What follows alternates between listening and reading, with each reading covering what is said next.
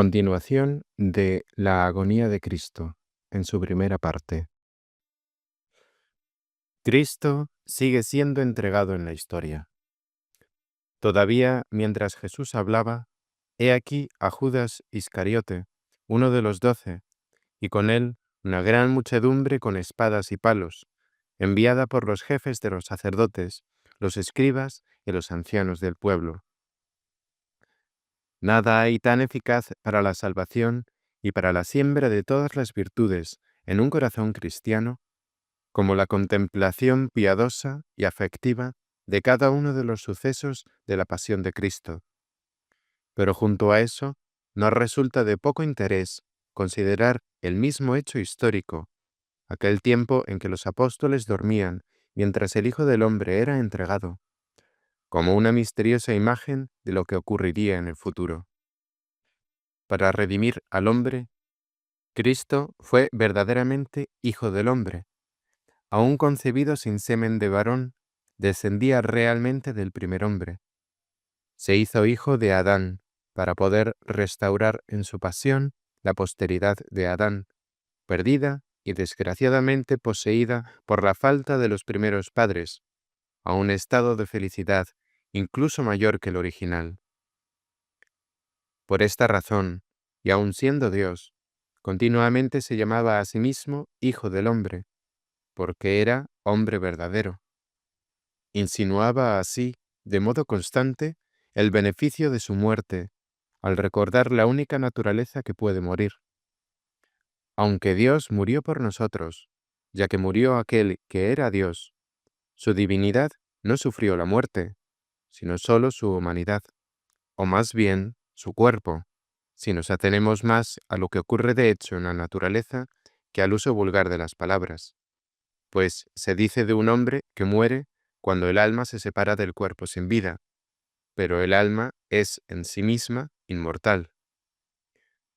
No sólo se complacía de ser llamado con esa expresión que define nuestra naturaleza, sino que se gozaba en tomar la naturaleza humana para salvarnos y para unir así, como si se tratara de un solo cuerpo, a todos los que hemos sido regenerados por la fe y los sacramentos de salvación.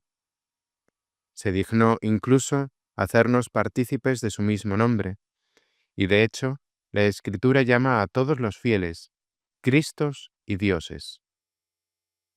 En consecuencia, pienso que no andamos equivocados al sospechar que se avecina de nuevo un tiempo en que el Hijo del Hombre, Cristo, será entregado en manos de los pecadores, cuando observamos un peligro inminente de que el cuerpo místico de Cristo, la Iglesia de Cristo, esto es, el pueblo cristiano, es arrastrado a la ruina a manos de hombres perversos e impíos. Y con dolor lo digo, porque ya son varios los siglos en los que no hemos dejado de ver cómo esto acontece, ora en un sitio, ora en otro, mientras en algunos lugares invade el cruel turco territorios cristianos, o en otros poblaciones enteras son desgajadas por las luchas intestinas de muchas sectas heréticas. Cuando veamos u oigamos que tales cosas empiezan a ocurrir, aunque sean muy lejos de nosotros, pensemos que no es momento para sentarse y dormir, sino para levantarse inmediatamente y socorrer a aquellos cristianos en el peligro en que se encuentran, y de cualquier manera que podamos. Si otra cosa no podemos, sea al menos con la oración. Ni se ha de considerar este peligro de modo frívolo y superficial, por el solo hecho de que ocurra muy lejos de nosotros. Si tan acertada es aquella frase del poeta cómico, «Hombre como soy, nada humano me es extraño», ¿cómo no sería merecedor de grave reproche la conducta de esos cristianos que duermen y roncan mientras otros cristianos están en peligro? Para insinuarnos esto, dirigió Cristo su advertencia de que convenía estar despierto, vigilando y rezando, no solo a los discípulos que estaban cerca suyo, sino también a los que él quiso que se quedaran a cierta distancia. Si los males y desgracias de aquellos que están lejos no nos llegaran a conmover y preocupar. Muévanos al menos nuestro propio peligro, pues razón de sobra tenemos para temer que la maldad destructora no tardará en acercarse a donde estamos, de la misma manera que sabemos por experiencia cuán grande e impetuosa es la fuerza devastadora de un incendio, o cuán grande el contagio de una peste al extenderse. Sin la ayuda de Dios para que desvíe el mal, inútil es todo refugio humano. Recordemos, por consiguiente, estas palabras evangélicas y pensemos de continuo que es el mismo Cristo quien las dirige de nuevo, una y otra vez, a nosotros. ¿Por qué dormís? Levantaos y rezad para que no caigáis en la tentación. Otra idea se desprende de aquí, y es esta. Cristo es entregado de nuevo en manos de los pecadores cuando su cuerpo sacrosanto en la Eucaristía es consagrado y manoseado por sacerdotes lujuriosos, disolutos y sacrílegos. Cuando tales cosas veamos, y desgraciadamente ocurren con mucha frecuencia, pensemos que Cristo mismo nos habla de nuevo. ¿Por qué dormís? Despertaos, levantaos y rezad para que no caigáis en la tentación, porque el Hijo del Hombre es entregado en manos de los pecadores. Por el mal ejemplo de esos sacerdotes perversos, la peste del vicio se extiende con facilidad entre el pueblo, y cuanto menos idóneos son para recibir la gracia quienes por obligación han de vigilar y rezar por el pueblo, tanto más necesario es para éste estar bien despierto, levantarse y rezar con gran ardor, no solo por sí mismos, sino también por estos sacerdotes. Qué grandísimo bien se haría al pueblo si tales sacerdotes cambiaran y se hicieran mejores. Una manera particular de entregar a Cristo en manos de los pecadores se da entre ciertas personas que, aunque reciben el sacramento de la Eucaristía con frecuencia, quieren dar la impresión de que lo veneran de modo más santo al recibirlo bajo las dos especies, lo cual va en contra del uso común y se hace sin necesidad alguna, y no sin grave afrenta a la Iglesia católica. Sin embargo, estos mismos blasfeman de lo que han recibido, algunos llamándolo pan verdadero y vino verdadero, y otros todavía peor, llamándolo simplemente pan y vino. Todos ellos niegan que el cuerpo de Cristo esté contenido en el sacramento que llaman Corpus Christi. Aun después de tanto tiempo que ha transcurrido, se ponen a hablar así contra los más evidentes pasajes de la Escritura, contra las interpretaciones clarísimas de todos los santos, contra la fe constantísima de toda la Iglesia durante tantos siglos, contra la verdad ampliamente atestiguada por miles de milagros. Esa gente que marcha en este último tipo de infidelidad. ¿Qué diferencia, me pregunto, existe entre ellos y los que cogieron prisionero a Cristo aquella noche? Qué poca diferencia entre esos y aquellas tropas de Pilato, que en actitud de burla doblaban sus rodillas delante de Cristo, como si le rindieran honor, mientras le insultaban y le llamaban Rey de los Judíos.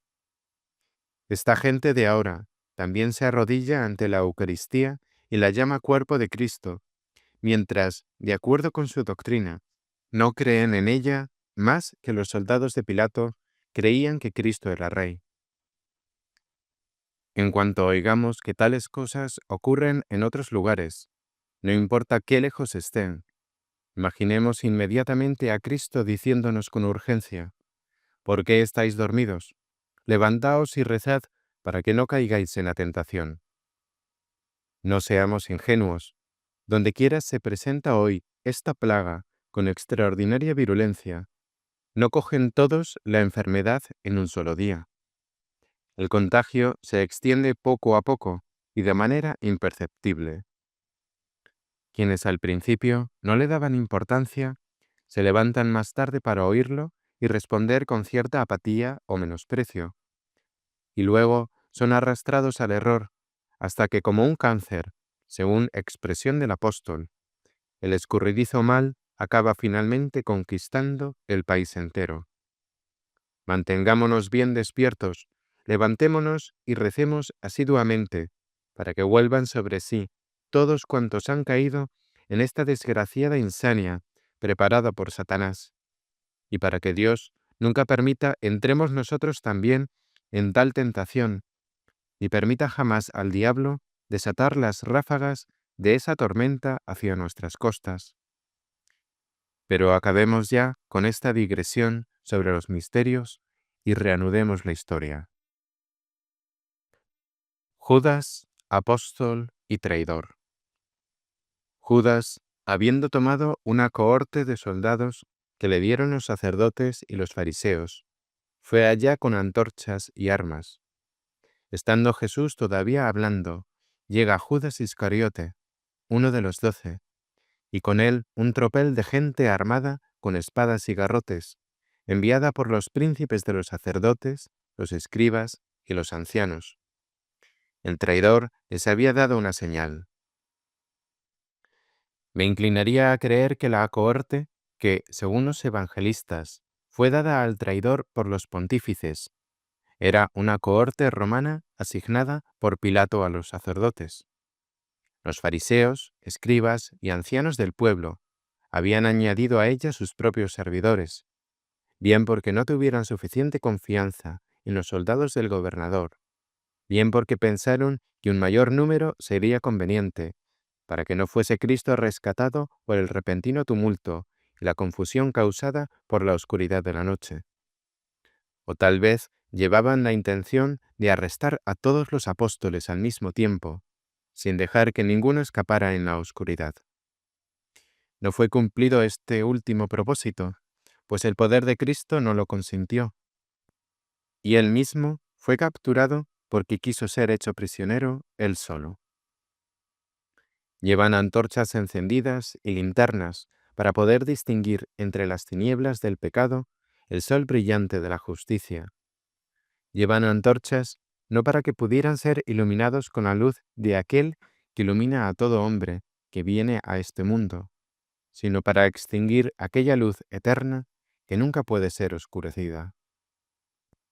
Tanto unos como otros, los enviados y quienes les enviaban, se afanaban por derrocar la ley de Dios por causa de sus tradiciones. También ahora hay quienes siguen sus huellas y persiguen a Cristo al esforzarse por ensombrecer el esplendor de la gloria de Dios con su propia gloria. Merece la pena, en este pasaje, prestar atención y advertir la inestabilidad de las cosas humanas. Apenas hacía 6 días que incluso los gentiles estaban deseosos de ver a Cristo a causa de sus milagros y la santidad de su vida. Los mismos judíos le habían recibido con respeto admirable al entrar en Jerusalén. Y ahora, judíos y gentiles vienen a arrestarle como a un ladrón. Entre ellos, no uno más en el gentío, sino haciendo cabeza, iba un hombre peor que todos los judíos y gentiles juntos. Era Judas.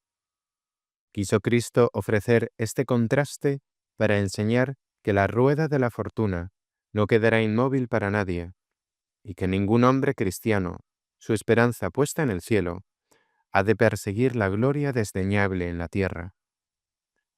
Observemos que las autoridades que en contra de Cristo enviaron aquella turba eran sacerdotes, príncipes de los sacerdotes, fariseos, escribas y ancianos del pueblo. Lo que es óptimo en la naturaleza, si empieza a desviarse, se corrompe en lo peor. Lucifer, por ejemplo, fue creado por Dios como uno de los más excelsos entre los ángeles del cielo. Vino a ser el peor de los demonios, una vez que se entregó a la corrupción de la soberbia. No fue lo más bajo del pueblo, sino lo más encumbrado. Los príncipes de los sacerdotes, cuya obligación y oficio era cuidar de la justicia y promover los asuntos de Dios, quienes, particularmente, conspiraron para apagar el sol de la justicia y destruir al unigénito de Dios. La avaricia, la envidia y la altivez les llevaron a tal extremo de locura. He aquí otro punto que no se debe pasar por alto. Judas, llamado en otros lugares con el infame nombre de traidor, es ahora perturbado al recibir el título sublime de apóstol. Judas Iscariote, uno de los 12. Ni era uno de los gentiles, ni uno de los judíos enemigos, ni uno entre los muchos discípulos de Cristo.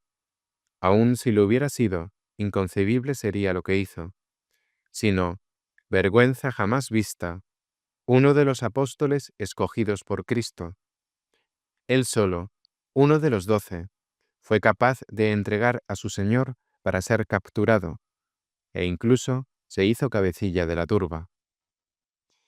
Hay en este pasaje una lección que deben aprender quienes ocupan puestos y cargos en la vida pública, pues no tienen siempre motivo para gloriarse y complacerse en sí mismos cuando son llamados con títulos solemnes.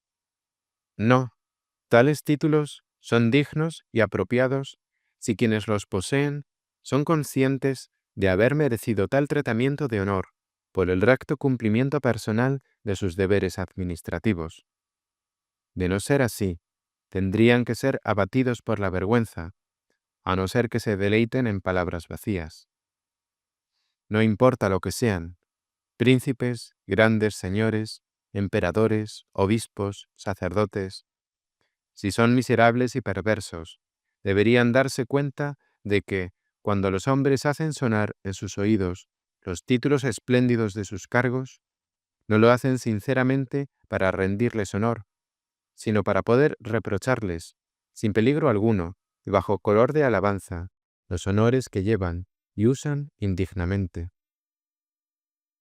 Judas Iscariote, uno de los 12. Cuando el evangelista hace aparecer a Judas con el título de su apostolado, la intención real no es, en absoluto, alabarle, lo que está bien claro, pues le llama enseguida traidor. El traidor les había dado una señal diciendo: «A quien yo besare, ese es, prendedle». Se suele preguntar aquí, ¿por qué necesitó el traidor dar una señal a la turba para identificar a Jesús? Contestan algunos que acordaron hacerlo así porque más de una vez, anteriormente, Cristo había escapado de improviso de manos de quienes intentaban prenderle. Ahora bien, debió de ocurrir esto de día, y dado que Cristo lo hacía sirviéndose de su poder divino, bien desapareciendo de su vista o pasando a través de ellos mientras miraban atónitos, se comprende que era inútil del todo dar una señal con objeto de identificarle y que no escapara.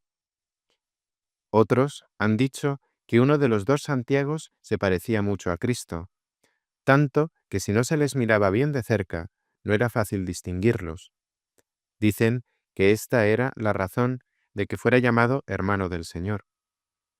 Pero si podían haber sido arrestados juntos y más tarde ser identificados, ¿qué necesidad había de dar una señal?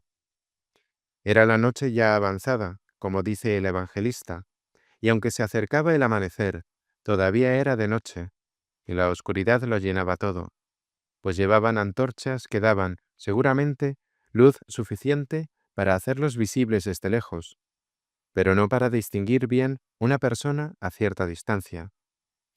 Y aunque aquella noche, tal vez, tuvieron la ventaja de cierta luz de la luna llena, solo pudo servir para iluminar los contornos de las figuras humanas en la distancia, y no para obtener una buena iluminación de los rasgos faciales, distinguiendo una persona de otra. Por otra parte, si iban corriendo al barullo con la esperanza de capturar a todos a la vez, cada uno escogiendo su víctima sin saber quién era, tendrían con razón miedo de que entre tanta gente pudiera alguno escapar y, lo que es peor, que uno de los fugitivos fuera precisamente el único hombre que de verdad perseguían. Los que en mayor peligro se encuentran suelen ser los que más rápidamente se preocupan de sí mismos. Tanto si así lo planearon, como si Judas mismo lo insinuó, lo cierto es que dispusieron la estratagema haciendo que el traidor se adelantara y señalara al maestro con un abrazo y un beso. Una vez puestos los ojos en él, pondrían en él sus manos, y caso de que alguno de los otros escapara, ya no habría tanto peligro. Les había dado el traidor esta señal: a quien yo besare, ese es. Prendedle y llevarle con cautela. ¿Hasta dónde llegará la mezquindad? ¿No te bastó, canalla traidor, con vender a tu Señor, al que te había elevado a la tarea sublime de apóstol, en manos de hombres impíos, y con un beso, sin necesidad de estar tan preocupado de que se lo llevaran con precaución, no fuera que llegara a escapar? Se te pagó para que le traicionaras, mientras otros eran enviados para atraparle, custodiarle y conducirle a juicio. Pero tú, como si ese papel en el crimen no fuera bastante importante, vas y te inmiscuyes en la tarea de los soldados, como si los ruines magistrados que les enviaron no les hubieran dado instrucciones adecuadas. Hacía falta un hombre como tú que añadiera un nuevo mandato de llevárselo con precaución bien apresado. Habías cumplido del todo tu trabajo criminal, entregando a Cristo a sus sicarios. Pero si los soldados hubieran sido tan remisos que Cristo consiguiera escapar de entre ellos, por su descuido o rescatado por la fuerza, ¿tenías miedo acaso de que entonces no te serían pagadas tus 30 monedas de plata? Paga ilustre de crimen tan horrendo. Se te pagará, no lo dudes, pero no desearás tanto recibirlas con codicia, como estarás inquieto y deseoso de arrojarlas lejos de ti, tan pronto como las hayas conseguido. Entretanto, llevarás a cabo una acción que trae dolor para tu Señor y la muerte para ti, pero que será para muchos la salvación. Venía delante de ellos y se acercó a Jesús para besarle. En cuanto llegó, arrimándose a Jesús, le dijo: «Salve, Maestro, salve», y le besó. Le dijo Jesús: «Amigo, ¿a qué has venido? ¿Con un beso entregas al Hijo del Hombre?». Iba Judas delante de la turba, y esto no solo es verdad en la historia, sino que tiene también un sentido espiritual. Entre los que participan en un mismo acto pecaminoso, el que tiene más motivos para abstenerse es el que mayor culpa tiene delante del juicio de Dios. Y se acercó para besarle, y al llegar fue hacia él y le dijo: «Maestro, salve, Maestro», y le besó. Así se acercan a Cristo, y así le saludan. Así le besan también todos aquellos que se fingen discípulos de Cristo y profesan su doctrina con la lengua, mientras de hecho y con obras se esfuerzan por destruirla con artilugios y toda una técnica de sutilezas. De igual guisa que Judas, le saludan quienes le llaman Maestro, pero desprecian sus mandamientos. De la misma manera, le besan aquellos sacerdotes que consagran el cuerpo sacrosanto de Cristo, para después asesinar a los miembros de Cristo, almas cristianas, con su falsa doctrina y su ejemplo depravado. Así le saludan y besan también quienes exigen ser considerados como buenas personas y pías, porque, a pesar de ser fieles laicos, persuadidos por malos sacerdotes, reciben el cuerpo y la sangre sagrados de Cristo bajo ambas especies, contra la costumbre de todos los cristianos, sin ninguna necesidad, y no sin gran menosprecio por toda la Iglesia católica, y en consecuencia, no sin grave falta. Esta gente lo hace contra la práctica y el uso de siempre de todos los cristianos, y no solo se comportan así, cosa que podría ser tolerada, sino que, como si fueran santos padres de la Iglesia, condenan a todos los que reciben ambas sustancias bajo solo una de las dos especies. Es decir, fuera de sí mismos, condenan a todos los cristianos de todas partes y durante tantísimos años. A pesar de su importuna insistencia en que ambas especies son necesarias para los laicos, ya son muchos entre ellos, tanto laicos como sacerdotes, los que eliminan la realidad de ambas especies el cuerpo y la sangre. Se parecen en esto a los soldados de Pilato, que se burlaban de Cristo, arrodillándose y saludándole como rey de los judíos. Se arrodillan en veneración de la Eucaristía y la llaman cuerpo y sangre de Cristo, aunque ya no creen que sea lo uno ni lo otro. Creen, como creían los soldados de Pilato, que Cristo era rey de los judíos. Todos estos caracteres que he mencionado traen a nuestra cabeza al traidor Judas, en cuanto coinciden con él en dos cosas: su saludo y el beso con felonía. Así como todos estos representan una acción del pasado, Joab proporcionó una figura del futuro, porque, habiendo saludado a Amasa con estas palabras: «Saludos, hermano», acariciándole la barbilla con su mano derecha, como si quisiera besarle, desenvainó un puñal que llevaba escondido y lo mató de un golpe. De la misma manera, había matado a Abner. Más tarde, como convenía según la justicia, pagó con su propia vida engaño tan horrible. Pues bien, Judas recuerda a Joab, tanto si se consideran las personas y hechos criminales, como la venganza de Dios y el final desgraciado de cada uno. Se asemejan Joab y Judas con una sola diferencia, que Judas superó a Joab en todos los aspectos. Gozaba Joab del favor y de la influencia de su príncipe y señor, pero con señor mucho más grande trataba Judas. Joab mató a quien era amigo suyo. Judas era mucho más íntimo con Jesús. La envidia y la ambición movían a Joab, porque había oído que el rey iba a promover a Amasa sobre él. Mas Judas se movía por la ambición mezquina de una mísera recompensa. Por unas pocas monedas de plata, entregó a la muerte al Señor del universo. Cuanto más grande fue el crimen de Judas, tanto más miserable fue el castigo que le siguió. Joab fue muerto a manos de otro, pero el desgraciado Judas se ahorcó con su propia mano.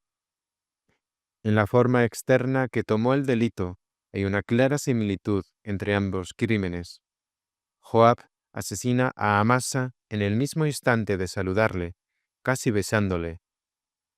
Judas se acerca a Cristo cortésmente, le saluda con respeto, le besa como muestra de amor. Mas no pensaba el cruel villano en otra cosa sino en entregar a su Señor a la muerte. Con todo, no pudo engañar a Cristo como Joab hiciera con Amasa. Cristo le recibe, escucha su saludo, no rechaza el beso. Conocedor de la criminal traición, se comportó durante ese rato como si nada supiera. Conducta de Cristo con el traidor. ¿Por qué Cristo actuó así? ¿Era acaso para enseñarnos cómo disimular y fingir? ¿Para enseñarnos a devolver con fina astucia el engaño con otro engaño? De ningún modo. Lo hizo para indicarnos que hemos de soportar con paciencia y mansedumbre todas las injurias y ardides, sin enfurecernos, sin buscar venganza, sin dar rienda suelta a nuestras pasiones para insultar al ofensor, sin buscar vano deleite en coger al enemigo en algún traspié. Nos enseñaba a hacer frente a la injuria y a la falsedad con verdadera virtud, y en una palabra, a vencer el mal en la abundancia de bien. Es decir, hacer todo esfuerzo posible, insistiendo con ocasión y sin ella, con palabras tan corteses como fuertes y penetrantes, de tal modo que el hombre miserable pueda cambiar para bien. Y si no responde a este tratamiento, no eche la culpa a nuestra negligencia, sino a la monstruosa magnitud de su propia maldad. Como buen médico, intenta Cristo ambos métodos de cura, y en primer lugar, empleando palabras suaves y afables, Amigo, ¿a qué has venido? Cuando se oyó llamar amigo, el traidor quedó indeciso y pensativo en la duda. Consciente de su crimen, temía que Cristo hubiera usado el nombre de amigo para reprocharle con gravedad su enemistad. Por otra parte, ya que los criminales se precian a sí mismos en la esperanza de que nadie conoce sus crímenes, esperaba ciego en su locura, aunque tenía la experiencia de que los pensamientos de los hombres estaban patentes ante Cristo, e incluso su propia traición había sido declarada durante la última cena. Esperaba, digo, que su crimen pasara oculto a Cristo. Tan falto de razón estaba Judas. Y como nada podía ser más nocivo para él que verse decepcionado en esta su esperanza, porque nada podría disponerle peor para su arrepentimiento, Cristo, en su bondad, no permitió que siguiera engañado. De ahí que añadiera inmediatamente en tono grave: Judas, ¿con un beso entregas al Hijo del Hombre? Le llama con el nombre con que solía hacerlo de ordinario, para que el recuerdo de su anterior amistad ablandara el corazón del traidor y le moviera al arrepentimiento. Le reprocha luego abiertamente su traición, para que no siguiera pensando que estaba oculta y le diera vergüenza confesarla. Sugiere por fin la criminal hipocresía del traidor. ¿Con un beso entregas al Hijo del Hombre? Entre los crímenes y obras perversas, no es difícil descubrir una más odiosa ante Dios que aquellas en las que pervertimos la naturaleza real y genuina de las cosas buenas para hacerlas instrumentos de nuestra maldad. Odiosa es ante Dios la mentira, porque las palabras, que están por naturaleza ordenadas a expresar el sentimiento de nuestro pensamiento, son trastocadas para un propósito de engaño y decepción. Dentro de este género de maldad, constituye una ofensa grave a Dios abusar de las leyes y del derecho para infligir aquellas injurias que están, precisamente, destinadas a prevenir. He ahí la razón por la que Cristo reprocha a Judas con dureza por este modo detestable de pecar. Judas, le dice, ¿entregas al Hijo del Hombre con un beso? Ojalá fuera de hecho como tú deseas aparentar, pero de otro modo, muéstrate abiertamente, con sinceridad, tal como eres realmente, porque quien obra la enemistad bajo el disfraz de la amistad es un hombre vil que multiplica en esa acción su villanía. ¿No estaba satisfecho Judas por entregar al Hijo del Hombre, hijo de aquel hombre por el que todos hubieran perecido, si este Hijo del Hombre, que tú crees estar destruyendo, no redimiera a quienes desean ser salvados? ¿No te fue suficiente, repito, traicionarle sin necesidad de hacerlo con un beso, convirtiendo así un signo sagrado de amor en instrumento de tu traición? Estoy mejor dispuesto hacia esta turba que me rodea y ataca por la fuerza de la violencia y abiertamente, que hacia ti, Judas, que me entregas a ella con un falso beso. Al ver Cristo que no había en el traidor señal alguna de arrepentimiento, y para mostrar que prefería hablar con un enemigo sincero que con uno escondido en el anonimato, se apartó de él y se encaminó hacia la turba bien armada. Dejaba claro que nada le importaban las inicuas artimañas y tretas del traidor. Así lo relata el Evangelio. Y Jesús, que sabía todas las cosas que le habían de sobrevenir, salió a su encuentro y les dijo: ¿A quién buscáis? Y respondiéronle: A Jesús Nazareno. Díjoles Jesús: Yo soy. Estaba también entre ellos Judas, el que le entregaba. Apenas dijo: Yo soy, retrocedieron y cayeron en tierra. Oh Cristo Salvador, que hace apenas un rato tan grande era tu miedo, que yacías postrado en el suelo, en postura digna de compasión, y que con sudor de sangre suplicabas al Padre te apartara de ti el cáliz de tu pasión. ¿Cómo es que ahora, de manera tan repentina, te levantas, te lanzas como un gigante y vas gozoso al encuentro de quienes te buscan para hacerte sufrir? ¿Por qué das a conocer tu identidad tan espontáneamente a quienes admiten buscarte, pero que ignoran todavía que eres tú a quien de hecho buscan? Vengan, acudan aquí los débiles y pusilánimes, que se agarren con fuerza a una esperanza inquebrantable cuando se sientan aplastados por el temor ante la muerte. Si con Cristo agonizan y temen y se apesadumbran, llenos de angustia, tristeza, cansancio y sudor, participarán también en su consolación.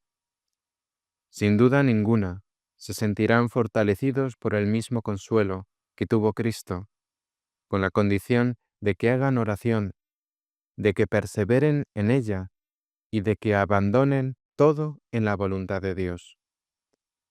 Tan recreados serán por este Espíritu de Cristo, que sentirán renovarse sus corazones como la tierra vieja es refrescada por el rocío del cielo, y por medio del madero de la cruz de Cristo, inmerso en las aguas del dolor, el mismo pensamiento de la muerte, antes tan amargo, se hará suave y llevadero.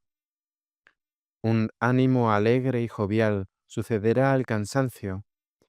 El vigor mental y la valentía reemplazarán el pavor, y al final apetecerán la muerte que antes les horrorizaba, considerando la vida triste y el morir una ganancia, deseando verse libre de las ataduras del cuerpo para estar con Cristo. Acercándose Cristo a la muchedumbre, les pregunta: ¿A quién buscáis?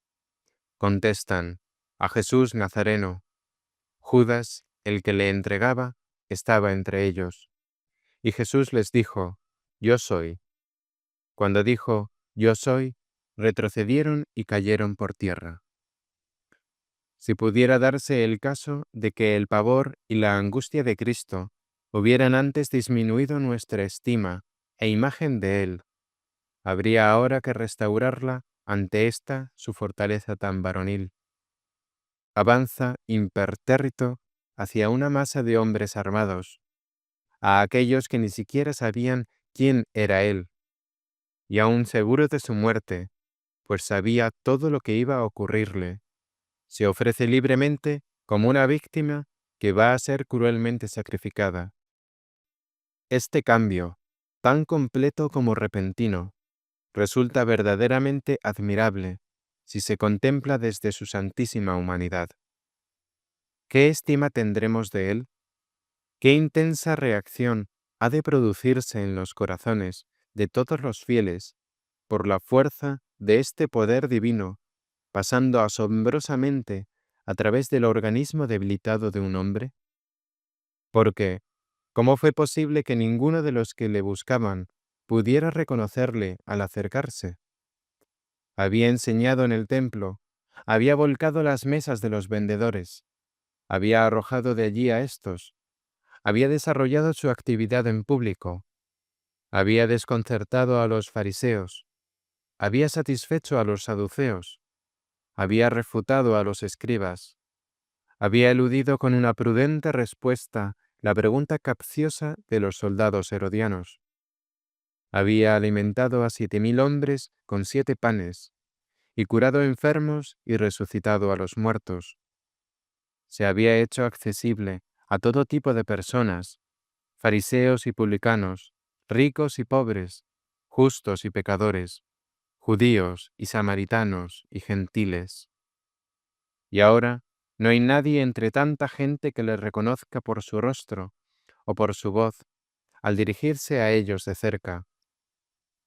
Parece como si los que enviaran la turba hubieran cuidado de no mandar a nadie que hubiera visto de antemano a la persona que buscaban. ¿Cómo es posible que nadie distinguiera a Cristo por el beso y el abrazo que había dado Judas por señal? El mismo traidor, ahora entre la turba, ¿acaso olvidó de repente cómo reconocer a quien acababa de traicionar y señalar como un beso? ¿Qué ocurrió en suceso tan extraño? Pienso que nadie fue capaz de reconocerle por la misma razón por la que más tarde María Magdalena, aunque le vio, no le reconoció, sino cuando él se reveló a sí mismo. Lo mismo con aquellos 2 discípulos que, aun mientras charlaban con él, no supieron quién era hasta que él se dio a conocer. Y aun así, pensaron que era un viajero, como María Magdalena creyó que era el jardinero. En pocas palabras, no le reconocieron por la misma causa que nadie pudo seguir en pie cuando Cristo empezó a hablar. Al decir, «Yo soy», retrocedieron y cayeron por tierra. Declaraba así Cristo ser, en verdad, la palabra de Dios, que penetra con mayor agudeza que una espada de 2 filos. Del rayo dicen que es de tal naturaleza que derrite la espada dejando ilesa la vaina. Aquí, la sola voz de Cristo, sin dañar los cuerpos, de tal modo debilitó las almas que les dejó sin fuerzas para sostener los miembros. Menciona el evangelista que Judas estaba entre la turba. Muy probablemente, al oír que Jesús reprochaba abiertamente su traición, confundido por la vergüenza o aplastado por el miedo, pues conocía bien el carácter impulsivo y pronto de Pedro, se retiró inmediatamente y volvió con los de su calaña. El evangelista lo recuerda para que entendamos que también con todos los demás cayó Judas al suelo. Era Judas de tal condición que no había en aquella muchedumbre nadie peor que él, ni que más se mereciera ser arrojado por tierra. Quiso también el evangelista advertir sobre la necesidad de ser cuidadoso y prudente en la compañía y amigos que uno mantiene. Si se anda con gente miserable, que corre el peligro de caer junto con ellos. Si alguien pone estúpidamente su suerte junto con quienes van a un naufragio seguro, rara vez sucederá que se salve él solo nadando a tierra firme, mientras los demás se ahogan en el fondo del mar. Libertad de Cristo en su captura, pasión y muerte. Quien pudo arrojar a todos al suelo con sola su palabra, fácilmente hubiera podido hacerlo con tal fuerza que ninguno volviera a levantarse jamás. Me parece que esto no lo duda nadie. Cristo, sin embargo, los tiró al suelo para que supieran que nada podrían sobre él si él no quisiera libremente padecer.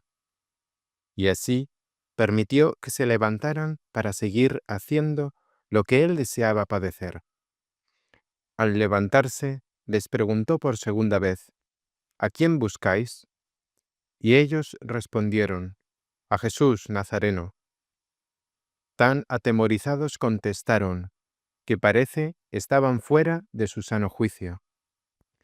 En efecto, podían haber sabido que no encontrarían a nadie, y en aquel lugar y en aquella hora de la noche, que no fuese discípulo de Cristo o amigo suyo.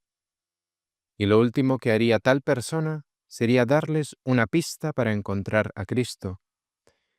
Ellos, por su parte, en lugar de mantener secreto el propósito de su búsqueda, descubren todo el meollo del asunto al encontrarse con alguien que ni saben quién es, ni por qué les interroga. Tan pronto preguntó, «¿A quién buscáis?» Respondieron, «A Jesús Nazareno».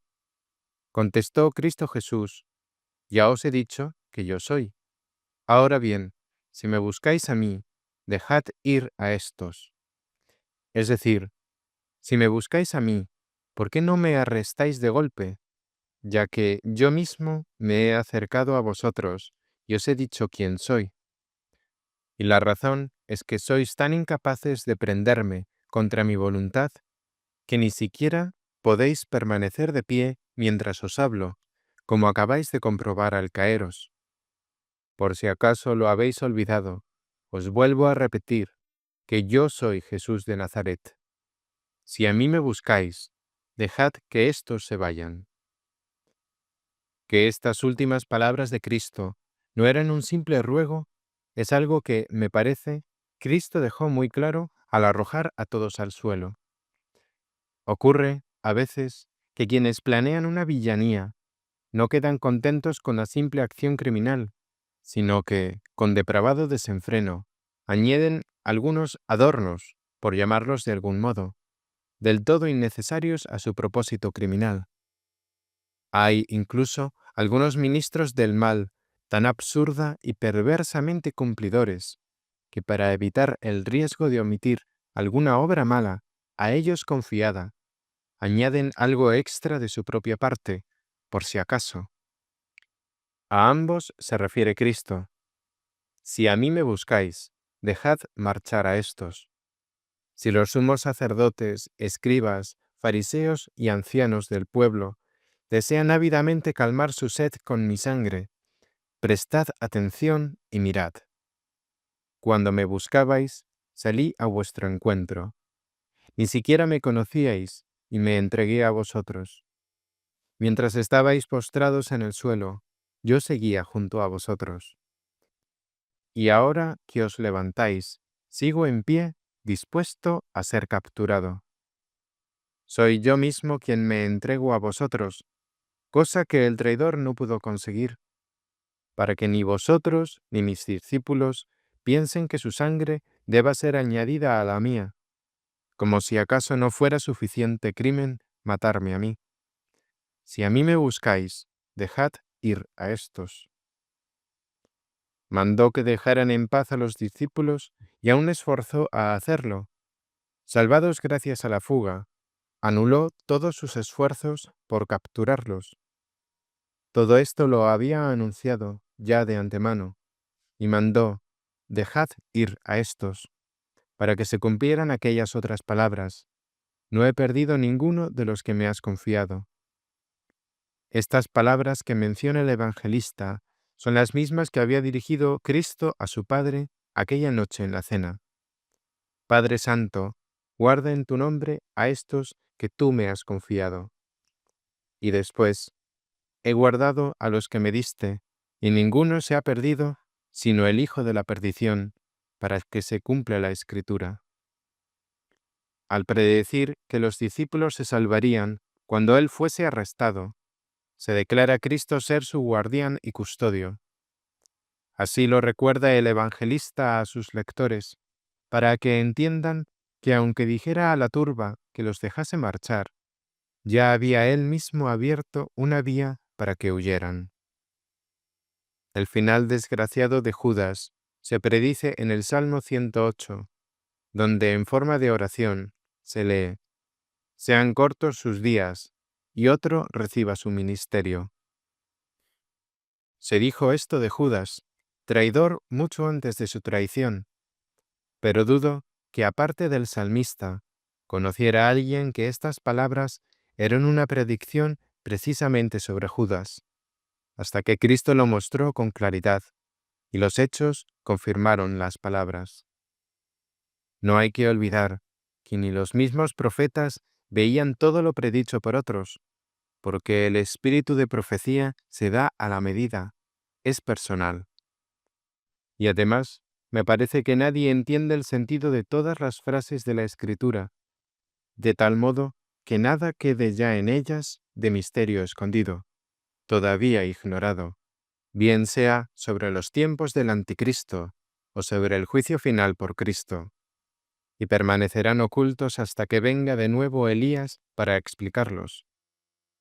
Puedo, de este modo, aplicar a la Sagrada Escritura aquella exclamación del apóstol sobre la sabiduría de Dios, pues es en la Escritura donde ha ocultado Dios el vasto cúmulo de su sabiduría. Oh profundidad de los tesoros de la sabiduría y de la ciencia de Dios, cuán incomprensibles son sus juicios, cuán inescrutables son sus caminos.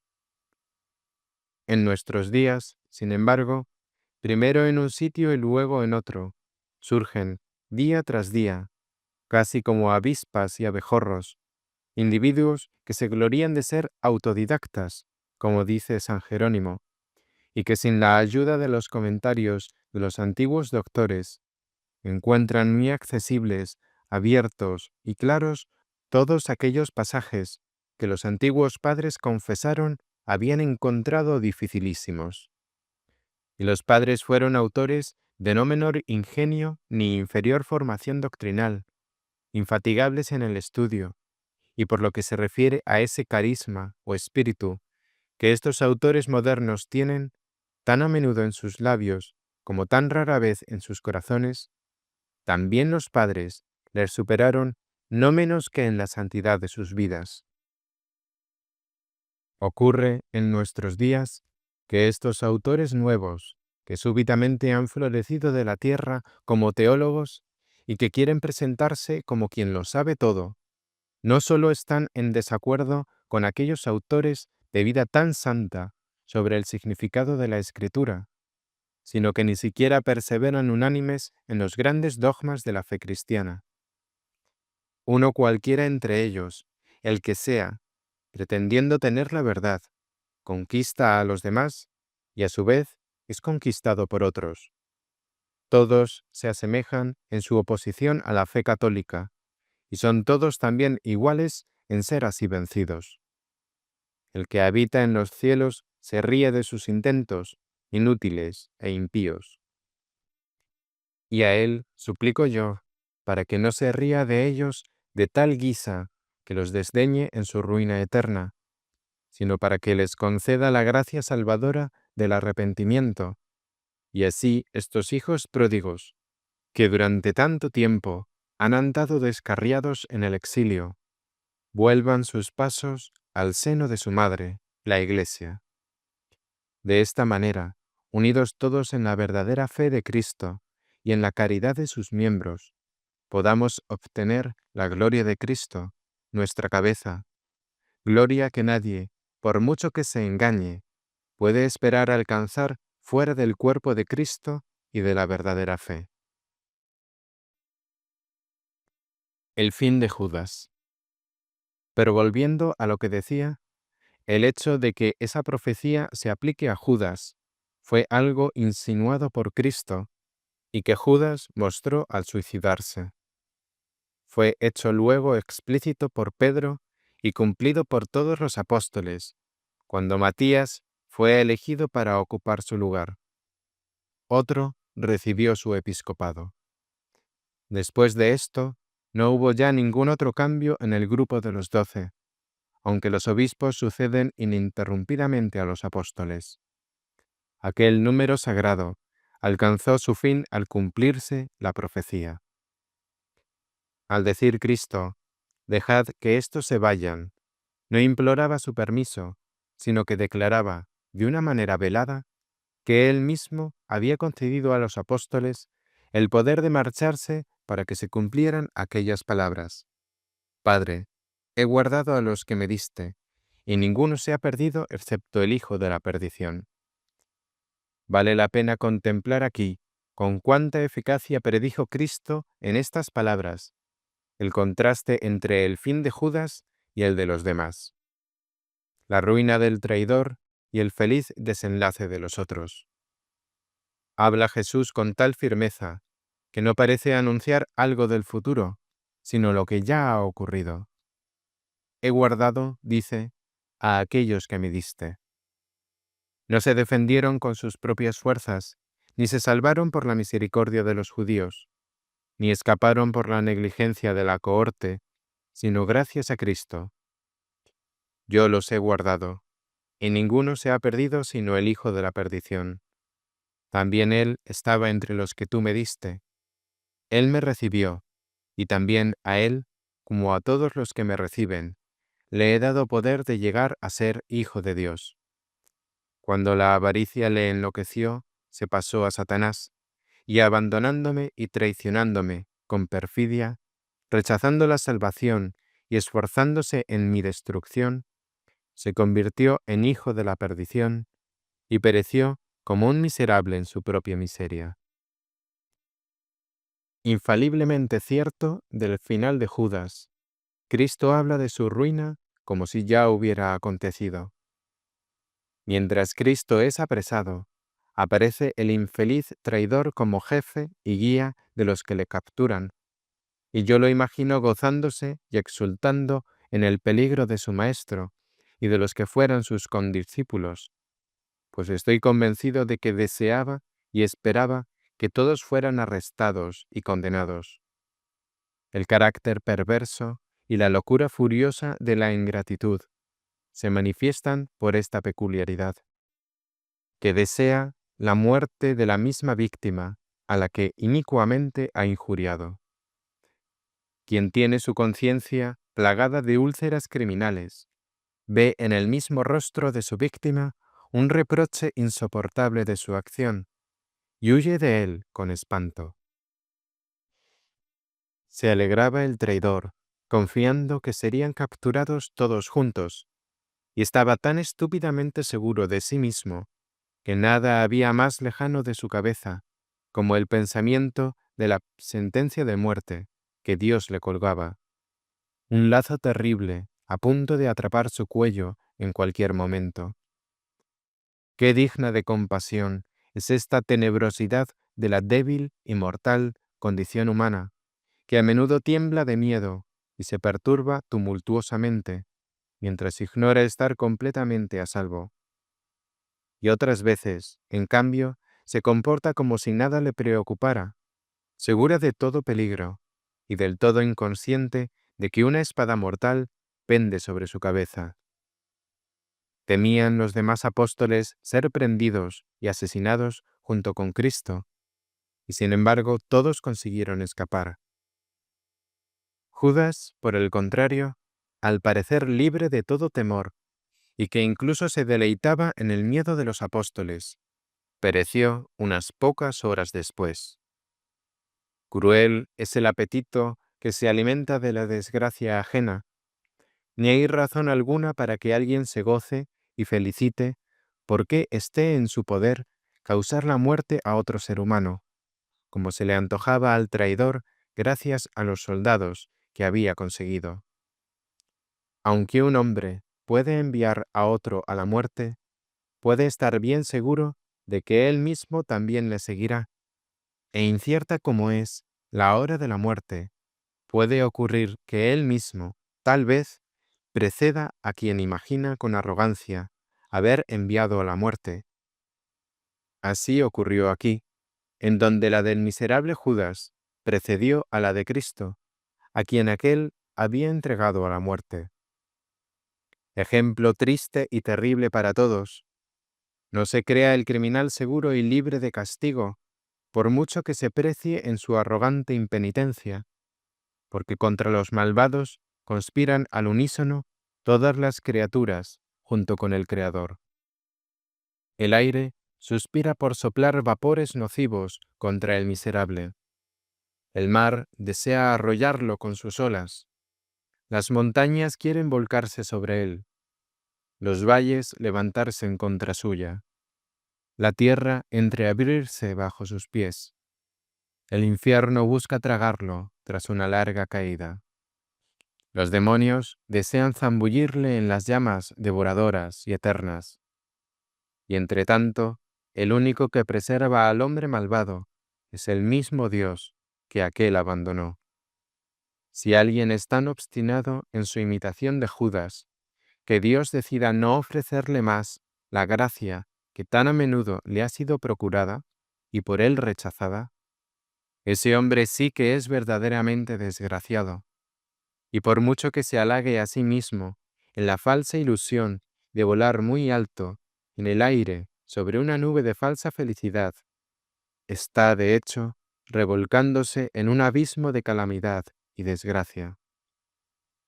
A Cristo clementísimo se ha de pedir por uno mismo y por los demás, para no imitar a Cristo en su obcecación frenética, y poder así aceptar la gracia que Dios ofrece para ser restaurados de nuevo por la penitencia y por la misericordia a la gloria. Fin de la primera parte de La agonía de Cristo de Santo Thomas More.